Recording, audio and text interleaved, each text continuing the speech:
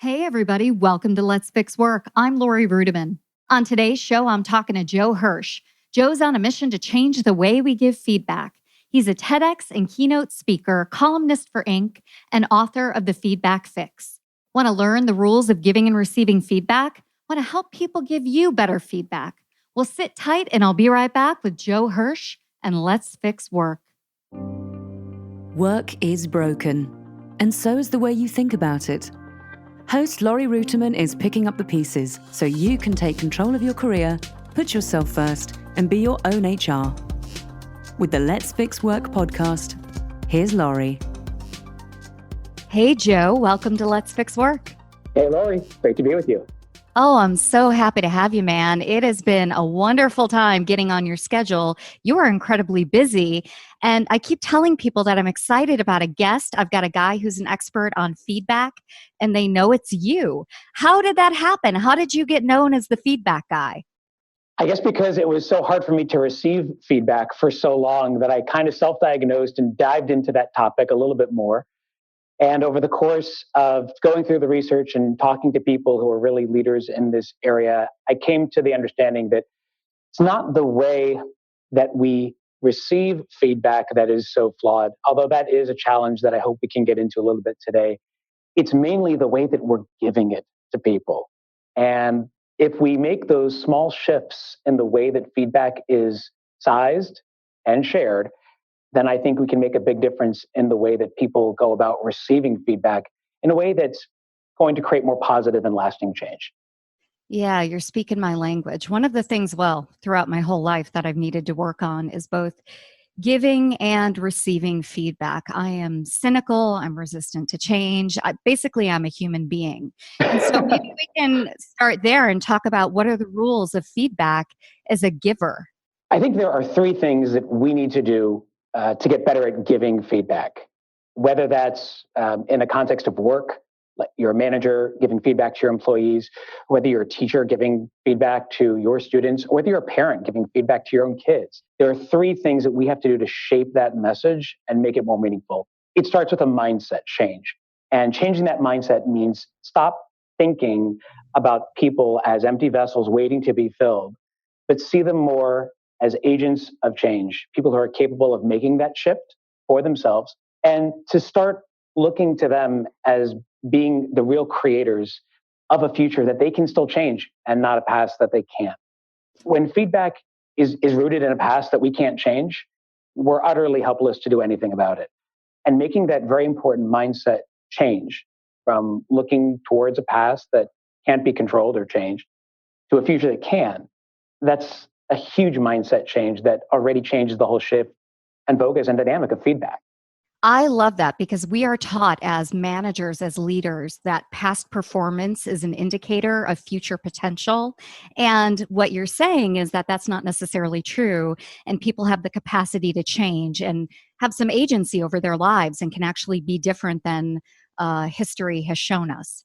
I think people have to make a choice for themselves. And that choice as a manager is, do you want to force a change on someone, or do you want to provoke an insight? I want to force a change, especially on my husband, my mom, my sister, like all of them. I want to force that change, but it never happens. Because ultimately, you can't control that actually happens. I mean, to some extent, managers have some control. We can always fire someone, but that's not what we want to do. It's depressing, yeah. That's not how we fix work. That's not how we fix feedback. The way we do that is by making that change process owned by the person who's on the receiving end. And if we change our focus and our mindset from we're here to impose our will on another person to we're here to work with them as a partner and as a coach, then we are more likely to get the results that we want. So mindset is the first big change. The next is the method, because even if you have the right mindset and you're thinking about this in the right way, as a partner and not an adversary, as someone by their side, not above them, you still need the mechanics that allow that change to happen. And here's where adopting a coach approach to giving feedback is so powerful. Instead of merely telling people what we see, we should start to help them describe that process and that picture for themselves. It's the difference between what I'd like to call being a window gazer or mirror holder. You see, a window gazer looks out and tells the other person what they see. If you have two people standing beside a window and they're both looking out and they're both describing the scene, well, only one view is right. And it's usually the view of the person with the power and the perspective, the gazer, the giver. But if you make that shift from window gazing to mirror holding, you're holding a mirror to someone else, then your view doesn't matter. It's the view of the other person on the other side of that mirror that truly matters. It's not telling them what you see. It's helping them see it for themselves. And so making that shift towards asking more questions, being curious, listening better, and guiding people to uncover the truths that they already hold, that's a method that is designed to move people more towards becoming a partner, not an adversary, and ultimately uncovering information that you might not have known. Just think about it for a minute. If you're a manager and I'm your report, and you're telling me things that you think you know about my performance, well, you're only going to be reinforcing the view that you already have. But if you want me to surface new information, you want to help create a better picture of performance, you need to hear my side of it as well. And getting me to uncover those truths and surface those circumstances, that's going to help you also do a better job of helping me because you have more information now. But that only happens if you have the right mindset. And it only happens if you're asking the right questions and using these right coaching methods to allow those conversations to happen. So that's mindset and that's methods. That's so interesting to me because I think one of the roles of management that people have been taught is to correct and to inform people of how they're behaving. And you just flip that on its head. So I love that. That's really beautiful. What's the third piece of giving feedback? The last one is measures, because you still have to measure for success and you still need to make sure that people have a picture of their performance and that there's a way to chart their growth. But here, ratings just aren't going to be the most effective way to do it. I'm not saying that performance management needs to be totally tossed out the window, but well, you could, and we'd all agree.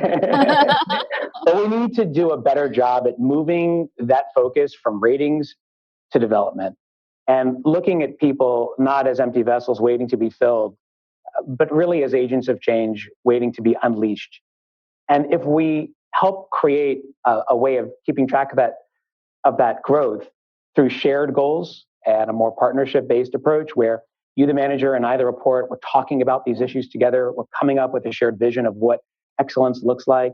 We're charting those goals through weekly check-ins. We're doing the things that enable people to feel like they own the change, that they have control over that change, and that ultimately they feel like they're being guided towards that change. Because ultimately, Laurie, it's not that people fear change as much as they fear being changed. And if we help people remove some of that fear, make them feel like they're actually in control of the process and help them have a greater voice and have more choice in how that process unfolds, I think we're going to help them recognize that change is not something to be feared. It's something to be celebrated. And feedback then becomes a completely different dynamic. No longer is it about imposing our will or triggering the threat response that all too often comes up in a feedback encounter, but it's actually making it a source of joy where people can actually feel good about the feedback that they receive from the people around them because it's a partnership. Yeah, that is so lovely. And it really fits with my vision of work that is less hierarchical and more about collaboration and moving towards shared goals and accomplishing tasks on a project, not just because you're somewhere in a career ladder, but because you really care. So I love that. I have no problem with that. All right, let's talk about receiving feedback because for me, this is a complex issue because as a woman, I can't tell you how many times I've said to people, I never asked you. All day long on the internet, I'm like, I didn't ask for your feedback. So can you offer some ways to receive feedback either in a more gracious way or even when it's given to me in a great way, sometimes I'm not receptive to it. So what are the rules there? Hi there, I'm Peter Zollman. I'm a co-host of the Inside Job Boards and Recruitment Marketplaces podcast. And I'm Stephen Rothberg, and I guess that makes me the other co-host. Every other week, we're joined by guests from the world's leading job sites. Together, we analyze news about general, niche, and aggregator job board and recruitment marketplaces sites. Make sure you sign up and subscribe today. I think it's important for people to let in and let go. Letting in means letting people into your life who are going to help you become a better version of yourself. whether that's a trusted colleague at work, hopefully your manager, if the manager has the right mindsets and he or she has paid attention towards developing a coaching outlook towards giving feedback. But feedback can come from many sources. And I think we need to find those people, those mirror holders, if you will, and let them into our lives so that we can benefit from the feedback that they give us, because we can only see so far all by ourselves. We need others to help us increase our view and expand our horizons. Because we always enter situations with blinders on, our biases, our blind spots. It's important for us to let those trusted advisors and friends and colleagues into our lives. That's the letting in. As far as letting go, it's important for us to let go of the ego that we bring to feedback encounters. It's really hard to hear uncomfortable truths and to hear people share things about ourselves we didn't know and frankly don't like. However, letting go isn't about what we give up. It's about what we give. And if we give ourselves the openness and the space to really let those messages come in, then we're going to give ourselves the opportunity to really change. Because we can't change the feedback that we're given. That's fixed. That's someone else's prerogative. Where we do have control is what happens next. What happens after that feedback is received? We may not be able to change that hand that we're dealt, but we absolutely can change the way we play it. And if we think about feedback as a gift of people really trying to help us, and yeah, they may not say it the nicest way, and yeah, their orientation may be not right, and yeah, it's uncomfortable to hear all those things about ourselves. But ultimately, the goal of feedback is to help people get better. We have to realize that, even if it's not framed just the right way. And to listen for those truths and listen for those really on-point messages that are delivered there. Because if we can peel some of those things back, we may start to realize, you know what, that person has a point, and they're really just trying to help me become better. Yeah, I believe that in an optimal world. I think one of my challenges being a consultant, being a freelancer, being on the internet all day long is that I am inundated with feedback. And I think a lot of people feel this way about their work environments because maybe they've been taught to give feedback and receive feedback in a broken model. But it's hard for me to differentiate because I'm so overwhelmed the feedback that I'm a horse face or that I'm like an awful person on Twitter versus the feedback from, I don't know, my husband or my dearest friends who are like, oh, you're not operating in an optimal way right now. And so it just becomes a blur. It's like a feedback heavy culture that we're in, but it's not really feedback. It's just noise, I think. There's a lot of noise. Yeah. Yeah. Does that make sense? It does. I think one of the things that we can do on the receiving end to help get past all that noise and cut through the clutter is to ask for feedback rather than wait for it to be delivered to our doorstep. Yeah, that's fair. And if you go to someone, you say, hey, I'm really trying to get better at something, whatever the particular issue is. I want to be a little more collaborative in meetings. I want to sort of make my voice a little smaller so that other people's voices can be a little bigger. Can you help me with that? And that's something now that is particular. It's targeted, and it really gets to a particular part of yourself that you're looking to change. And so it doesn't become a pile on. And it's very focused. And that also allows the message to be better received by people.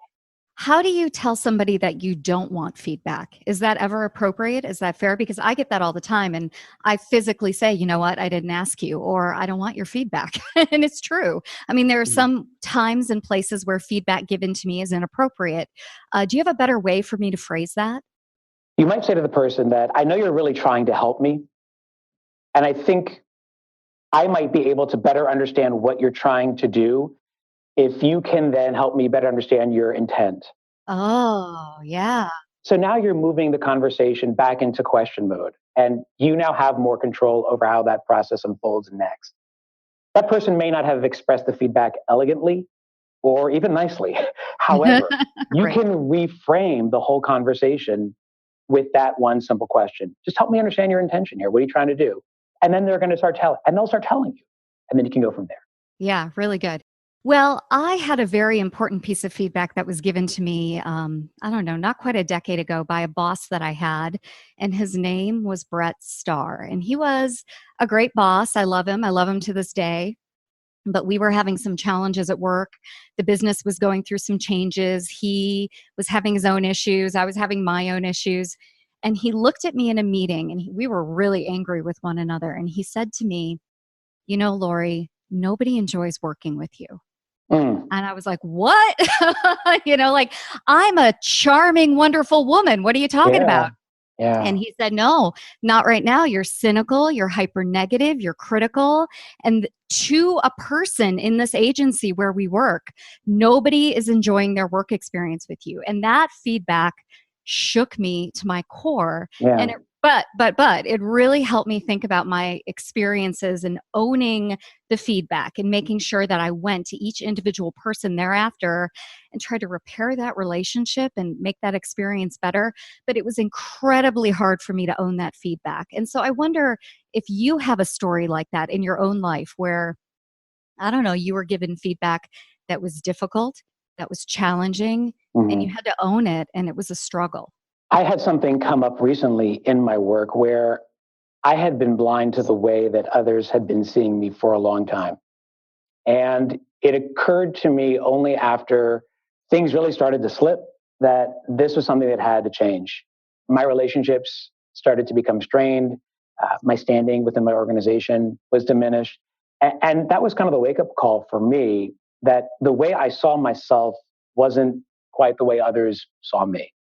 Right. That's got to be common, right, Joe? It happens all the time because we don't think of ourselves as negatively as others might. We tend to have a rosier view of our performance, of who we are, of how we think others see us as well. Yeah, don't they think we're all charming? Exactly. And that's why it's important for us when those messages are delivered. For you with Brett, and for me with a similar situation with a colleague at work who said, Joe, how do you want people to see you? Because you're just not showing up in a way that people are seeing you that way. And it's hard to hear that.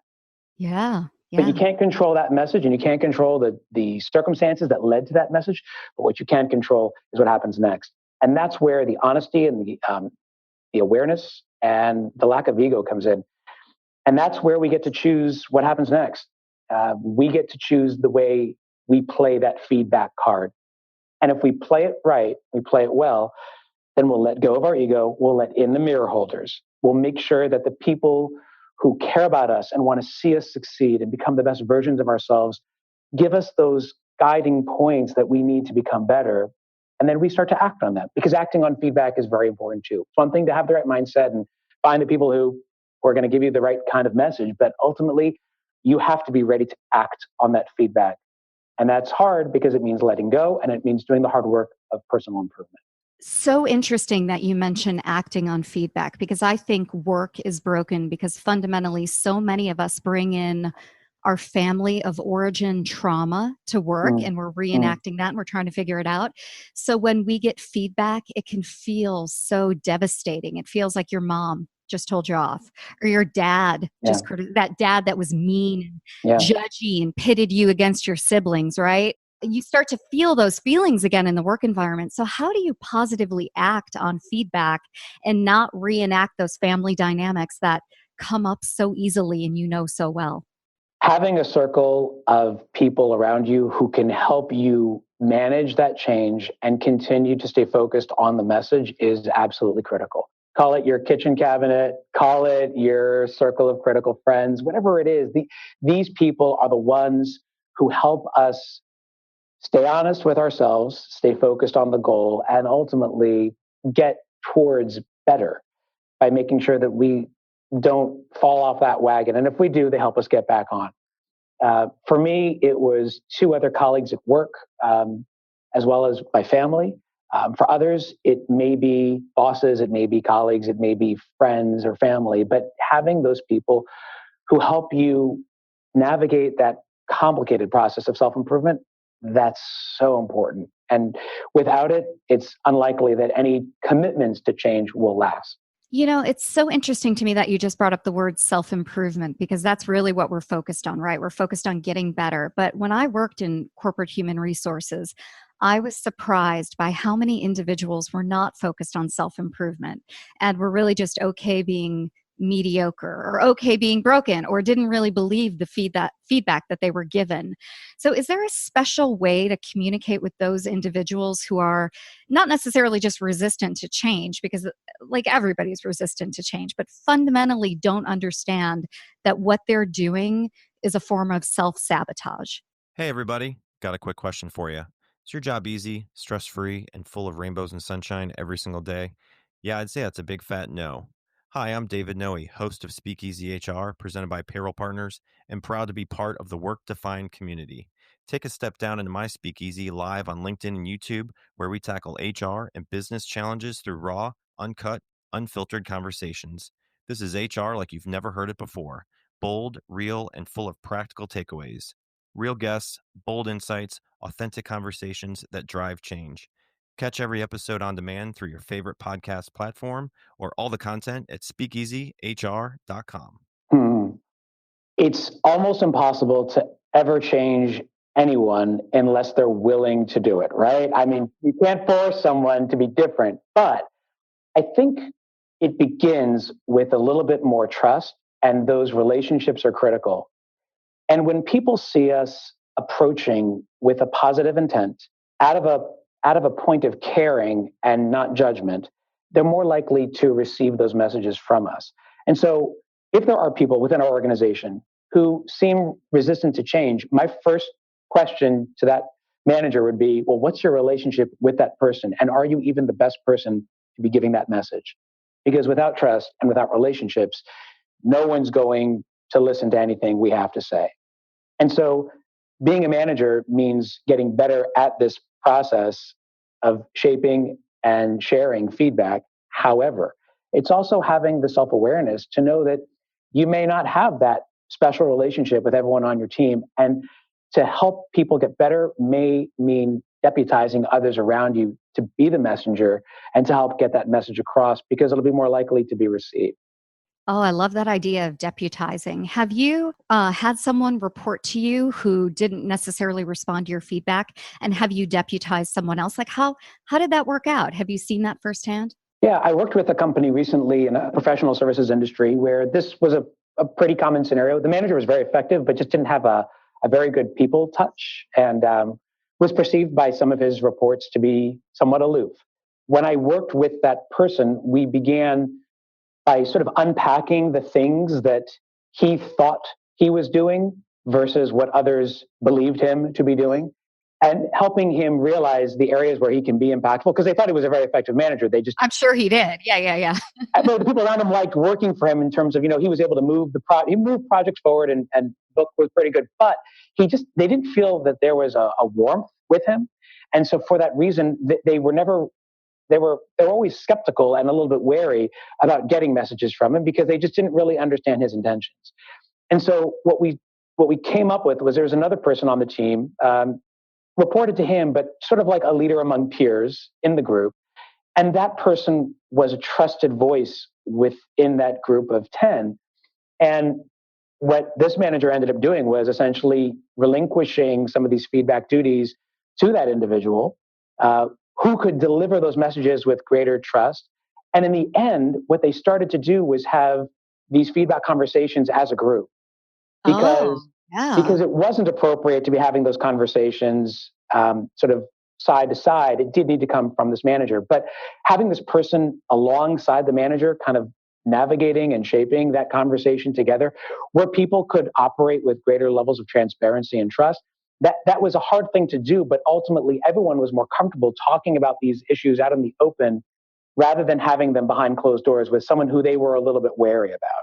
Yeah. And so Yeah, you can do that if there's a level of trust and comfort on the team, where the manager can kind of step back a bit, relinquish his or her role to someone else who may just have a better sense and a better handle on these issues, because it is a skill, and it is somewhat of it's a learned habit, but it also is somewhat of an innate tendency that we have. Some people they put people at ease, and others don't. And so finding the people around you who can be those purveyors and deliver those messages, that's important. That's another step in making sure that your message is getting out.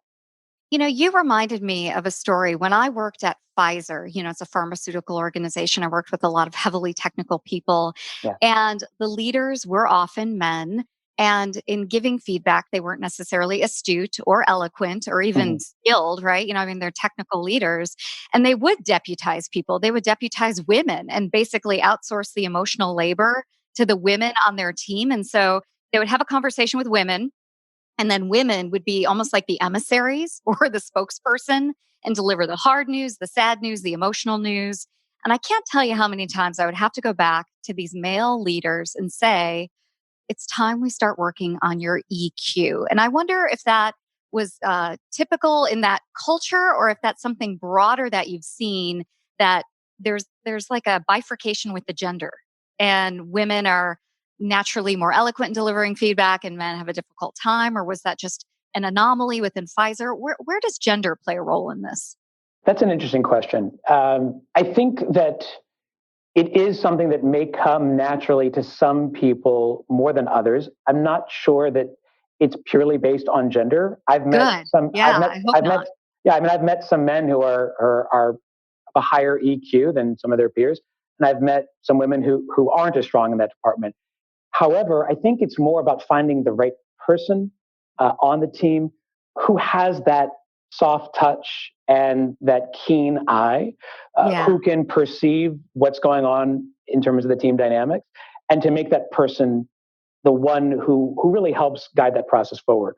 An area where I've seen this, I guess, kind of explode is in the area of collaboration, because that's sort of the cousin to feedback. Once you give that feedback, and now someone has his or her marching orders, this is where the people around that individual can really rally and help that person get better. We think of collaboration in terms of working together on shared goals in terms of our work, but I think we need to learn to collaborate better and be advocates for one another in our own personal growth and development as well. And here we don't collaborate enough. It becomes almost private practice, behind closed doors, feeling like the weight of the world and change is upon our shoulders. And I think if we open ourselves up to the people around us and ask them for their feedback and make them feel like they're with us and alongside us, and we let them into our lives and our struggles, we may be surprised to realize that they're going through some of the same things. One of the things that happened in this team that I work with in the professional services industry is that by having these conversations out in the open, people became more vulnerable and sort of lowered their guard, and that just increased the trust around everybody. And the manager himself became more trusting of the people around him, and himself started asking for feedback from the people around him, which was amazing, because this was not someone who would have done that necessarily at first. A little more of a linear person, a little more uptight, not someone who would let his guard down naturally. But by creating an environment where he sort of relinquished a little bit of that control and gave up some of that power, he ended up getting so much more back. And I think that's the message that I want people to always remember, is that letting go isn't about what we give up, but what we give. And when we give people greater voice and more choice over the process of how they work and how they respond to that feedback, by making them our partners and not our adversaries, by making them feel like they're creators and not victims, this is how we really enable people to reach a better version of themselves. It's a great positive and lasting change. And it makes the work that we do as managers better, and it makes the work that we do as employees better. Joe, that is just such a lovely and beautiful way to end this segment. Thank you so much for being a guest on Let's Fix Work. If people want to learn more about feedback and being a better version of themselves and all the kind of messages that you talked about today, where can they find you on the internet? Best place is Joe Hirsch, HIRSCH.me. And if you want to dig into some of these concepts a little bit more, you can read about them in The Feedback Fix, available wherever books are sold. We will link to all of that on our show notes and much more. Are you open to connections on LinkedIn? Many of my listeners really love to connect on LinkedIn and would welcome that opportunity. I'd be happy to. Excellent, excellent. Well, thanks again, Joe, for being a guest on Let's Fix Work. Thanks, Laurie. All right, everybody, sit tight. We'll be right back with more Let's Fix Work. Podcasting is one of the fastest growing platforms to directly engage with an audience, so it's important to get it right. From first-time podcasters to businesses and hobbyists, we have the expertise to provide an end-to-end hassle-free service. Get in touch with GL Pro UK at glpro.co.uk and let's start the conversation. Hey, everybody. Hope you enjoyed my chat with Joe Hirsch. Check out his book, The Feedback Fix, and connect with him on LinkedIn. And while you're at it, connect with me at L. Rudiman or Let's Fix Work. Let's Fix Work is a production of GL Pro UK, and this week's episode was recorded in Raleigh, North Carolina, and Dallas, Texas. Like what you heard? Please share the show and leave us a 5-star review. Now that's all for today, and I hope you enjoyed it. We'll see you next time on Let's Fix Work. If you're ready to make a real change in your workplace, start today by subscribing to this podcast and help us get the word out by leaving a review.